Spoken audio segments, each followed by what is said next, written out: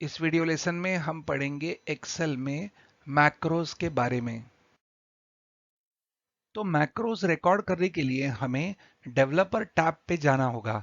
अगर यह developer tab आपको नहीं मिल रहा है तो यह डेवलपर टैब लाने के लिए हमें सबसे पहले क्लिक करना होगा फाइल पे और फिर क्लिक करेंगे ऑप्शंस पे। यहां लेंगे कस्टमाइज रिबन और यहाँ पे डेवलपर को एक्टिवेट करने के लिए टिक मार्क लेंगे। हमारा पहले से ही टिक मार्क है और फिर देंगे ओके। ऐसा करने से आपको डेवलपर टैब एक्सेल में आ जाएगा। हम एक उदाहरण लेंगे जहां हर बार सेल A1 में हम डेट टाइप करेंगे, उसे बोल्ड करेंगे और फिर आगे के सेल में यानी B1 में हम डेट टाइप करेंगे कंट्रोल सेमीकोलन से और एक्सेप्ट करेंगे। तो बार बार हमें ये डेट डालनी होती है। तो हमारे स्टेप्स होते हैं स्टेप 1 सेल A1 में जाना, फिर स्टेप 2 डेट टाइप करना, तीसरी स्टेप कंट्रोल एंटर दबाना, चौथी स्टेप होम टैब में बोल्ड पे क्लिक करना, उसके बाद में टैब दबा के अगले सेल यानी B1 में जाना, फिर कीबोर्ड पे कंट्रोल पकड़ के सेमीकोलन देना और अंत में कंट्रोल एंटर। परंतु हमने देखा कि कंट्रोल एंटर दबाने के बाद कॉलम की विड्थ अपने आप चेंज हो गई है। हम जब ये स्टेप्स रिकॉर्ड करेंगे तो हमें यहाँ कॉलम विड्थ भी बढ़ाने के लिए कमांड्स हमारे रिकॉर्डिंग में सेव करने होंगे। अब हम सेल C9 में हैं और हम रिकॉर्डिंग शुरू करना चाहते हैं। ध्यान रहे कि हम A1 सेल में डेट टाइप करने वाले हैं, यानी हर बार जब हम हमारा रिकॉर्डेड मैक्रो फिर से प्ले करेंगे तो वो शुरू होगा सेल A1 से। तो मैक्रोज रिकॉर्ड करने के लिए हम क्लिक करेंगे पहले डेवलपर टैब पे और फिर कोड ग्रुप में रिकॉर्ड मैक्रो इस बटन पे क्लिक करेंगे। एक्सेल इसे अपने आप एक नेम दे देगा मैक्रो 1। हम उसका नाम चेंज करके रखेंगे टुडेज डेट और देंगे ओके। जैसे ही हम ओके दबाएंगे तो हमारा रिकॉर्डिंग शुरू हो जाएगा और आप ऊपर यहां देख सकते हैं कि स्टॉप रिकॉर्डिंग का बटन आ गया है। अब हम क्लिक करेंगे सेल A1 में जो हमारी पहली स्टेप होगी। अब हम टाइप करेंगे डेट और देंगे कंट्रोल एंटर। फिर हम क्लिक करेंगे होम टैब पे, फिर क्लिक करेंगे बोल्ड पे, अब देंगे टैब, फिर कंट्रोल पकड़ के सेमीकोलन और अंत में कंट्रोल एंटर। हमने कहा था कि हम इस कॉलम की विड्थ बढ़ाएंगे, परंतु हम अब ऐसा नहीं करेंगे और सीधा माइक्रो का रिकॉर्डिंग रुका देंगे। रिकॉर्डिंग स्टॉप करने के लिए हम क्लिक करेंगे पहले डेवलपर टैब पे और फिर क्लिक करेंगे स्टॉप रिकॉर्डिंग। रिकॉर्डिंग रुक जाएगा और हमारा मैक्रो सेव हो जाएगा। हम शीट में किसी भी सेल में जाएंगे, उदाहरण B10 में, और अब हमारा मैक्रो रन करेंगे। मैक्रो रन करने के लिए क्लिक करेंगे डेवलपर टैब पे और कोड ग्रुप में क्लिक करेंगे मैक्रोस। हमारा एक ही मैक्रो है, इसके लिए सीधा क्लिक करेंगे रन बटन पे। जैसे ही मैक्रो रन होगा अपने आप हमने दिए हुए स्टेप्स आ जाएंगे।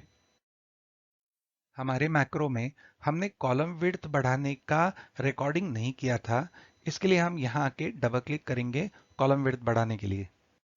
तो हमने देखा कि हम शीट के कौन से भी सेल में हो वह हमारा मैक्रो शुरू करेगा सेल A1 से। तो हम कह सकते हैं कि यह मैक्रो रेफरेंशियल सेल एड्रेसिंग से बनाया गया है। हम ये दो सेल्स को क्लियर कर देंगे।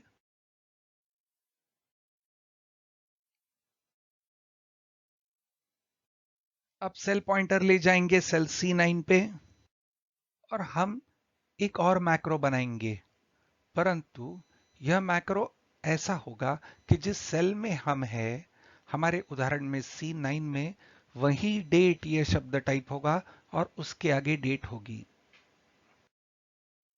तो मैक्रो रिकॉर्ड करने के लिए क्लिक करेंगे डेवलपर टैब पे और कोड में एक बटन है जो है यूज रिलेटिव रेफरेंस, उस पर एक बार क्लिक करेंगे।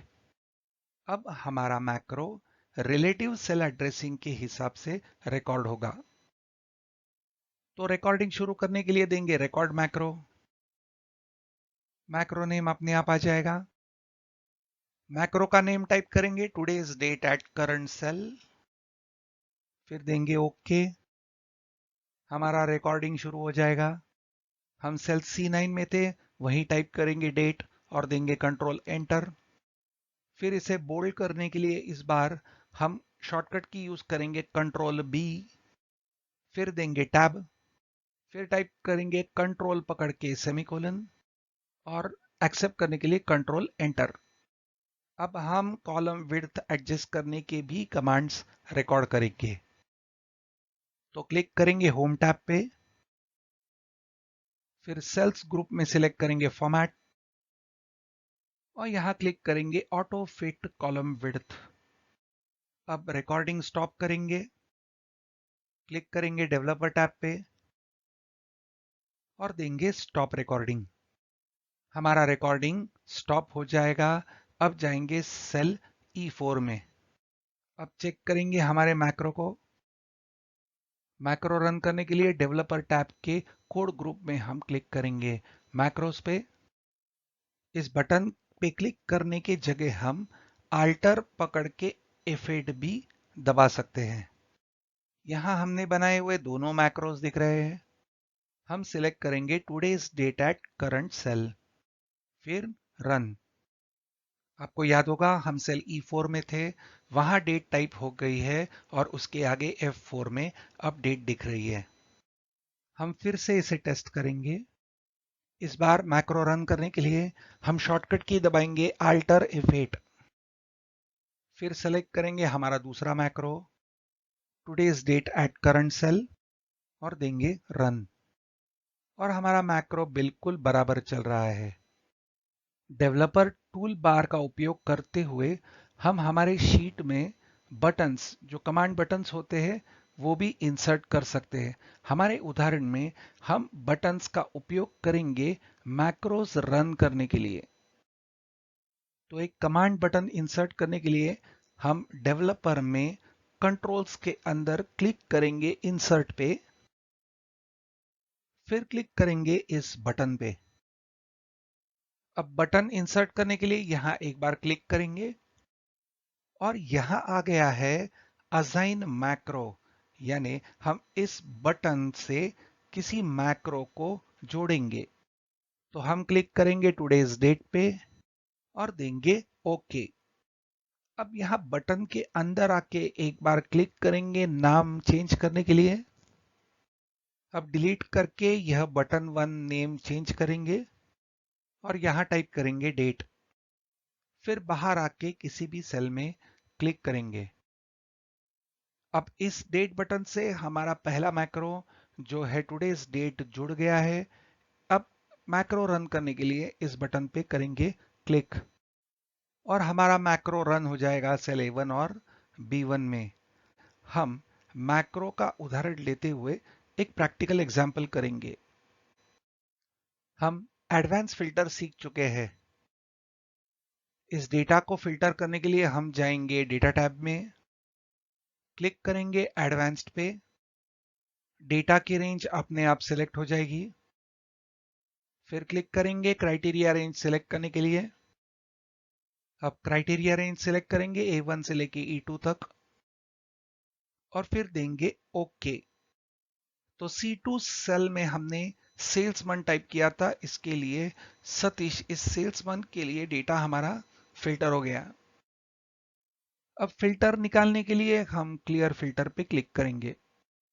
तो हमने यहां डेटा के सारे हेडर्स यानी नंबर, डेट, सेल्समैन, आइटम और अमाउंट को कॉपी किया है A1 से लेके E1 तक। अब हम रो 1 में जो फील्ड्स है उसके हिसाब से रो 2 में यानी कि A2 से लेके E2 में जब भी कोई कंडीशन डालेंगे और एडवांस फिल्टर लेंगे तो वो फिल्टर हो जाएगा। तो अब हम D2 सेल में टाइप करेंगे आइटम का नाम। अब जब हम फिल्टर करेंगे तो हमें यह मिलेगा कि सतीश इस सेल्समैन ने एप्पल्स कितने बेचे। अब हम डेटा के हेडिंग में कहीं भी क्लिक करेंगे। हम अब है B5 में। अब फिल्टर करने के लिए फिर से क्लिक करेंगे एडवांस्ड पे।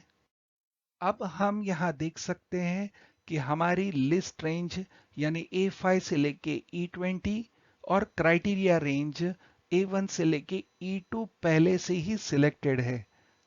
हमें कोई भी चेंज करने की आवश्यकता नहीं है हमारे क्राइटेरिया रेंज में। हम सीधे देंगे ओके। तो इस बार हमारा फिल्टर हो गया है salesman is equal to Satish and item is equal to Apple.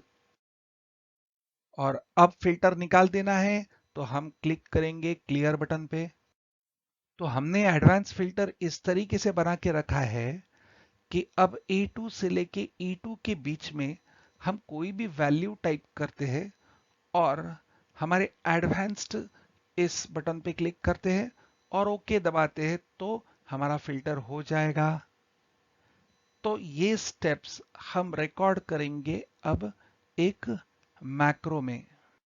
हमारे लिस्ट रेंज में अभी सारे रिकॉर्ड्स दिख रहे हैं और हमने क्लिक किया है हेडर पे यानी कि B5 में। अब जाएंगे और क्लिक करेंगे डेवलपर टैब पे। फिर लेंगे रिकॉर्ड मैक्रो। यहां मैक्रो का नाम टाइप करेंगे फिल्टर। अब मैक्रो का रिकॉर्डिंग शुरू करने के लिए देंगे ओके। रिकॉर्डिंग शुरू हो चुका है। फिल्टर करने के लिए जाएंगे डेटा टैब पे। क्लिक करेंगे एडवांस्ड पे। लिस्ट रेंज बराबर है। क्राइटेरिया रेंज भी A1 से लेके E2 भी बराबर है। अब फिल्टर करने के लिए देंगे ओके। हमारा डेटा फिल्टर हो गया है। अब हम रिकॉर्डिंग स्टॉप करेंगे। क्लिक करेंगे डेवलपर टैब पे और क्लिक करेंगे स्टॉप रिकॉर्डिंग। हमारा मैक्रो अब रिकॉर्ड हो चुका है और सेव हुआ है। अब हम एक बटन इंसर्ट करेंगे यह मैक्रो रन करने के लिए। कंट्रोल्स ग्रुप में क्लिक करेंगे इंसर्ट। फिर इसे क्लिक करेंगे बटन सिलेक्ट करने के लिए। माउस को यहां आके क्लिक करके रखेंगे और ड्रैग करेंगे यहां तक। मैक्रो का नाम भी यहां अपने आप आ गया है। नाम है बटन 1 क्लिक। अगर हम यहां आके क्लिक करेंगे तो बटन 1 नाम का मैक्रो रिकॉर्ड होना शुरू हो जाएगा। परंतु हमने तो पहले ही मैक्रो रिकॉर्ड किया है और हम हमारे मैक्रो को बटन से असाइन करना चाहते हैं। इसलिए हम सिलेक्ट करेंगे हमारा बनाया हुआ मैक्रो जो है फिल्टर। अब देंगे ओके। तो अब यहाँ एक बटन इंसर्ट हो चुका है। नाम है उसका बटन 1 और वो बटन से जुड़ा है एक मैक्रो। अब इस बटन का नाम चेंज करने के लिए यहाँ क्लिक करेंगे। फिर नाम पूरा डिलीट कर देंगे। अब टाइप करेंगे फिल्टर और फिर बाहर आके क्लिक कर देंगे। अब हमें चेक करना होगा कि हमारा यह फिल्टर का बटन बराबर काम कर रहा है कि नहीं। पर उसके पहले हमें पहले फिल्टर निकाल देना होगा। इसलिए हम जाएंगे डेटा में और देंगे क्लियर। अब हम फिल्टर बटन पे क्लिक करके देखेंगे कि हमारा बटन और उससे जुड़ा मैक्रो बराबर काम कर रहा है या नहीं। अब क्लिक करेंगे इस फिल्टर बटन पे।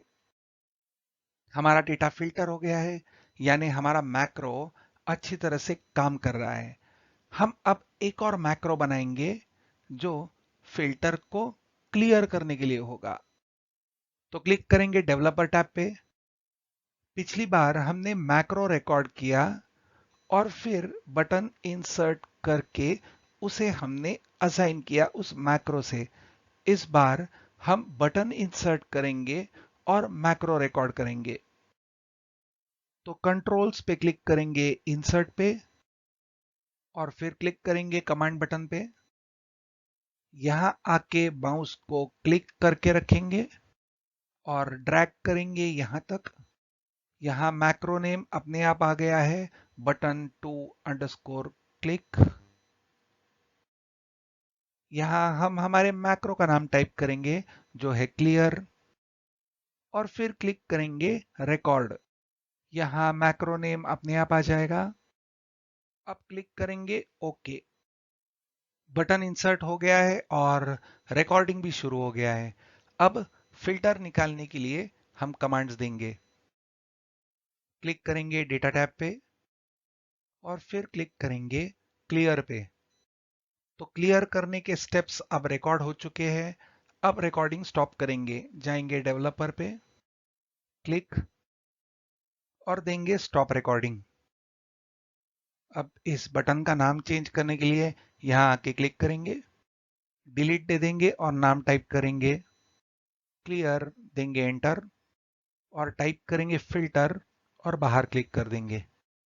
अब क्लिक करके देखेंगे फिल्टर बटन पे, डेटा फिल्टर हो गया।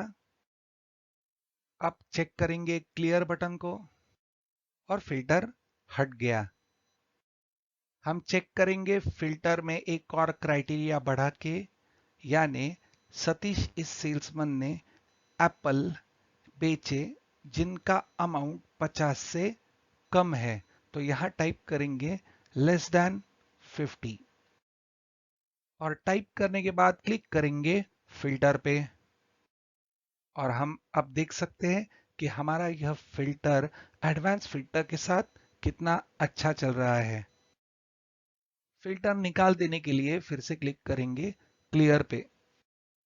तो इस तरीके से जैसे हम डालते जाएंगे कंडीशंस, उस हिसाब से फिल्टर होते जाएगा।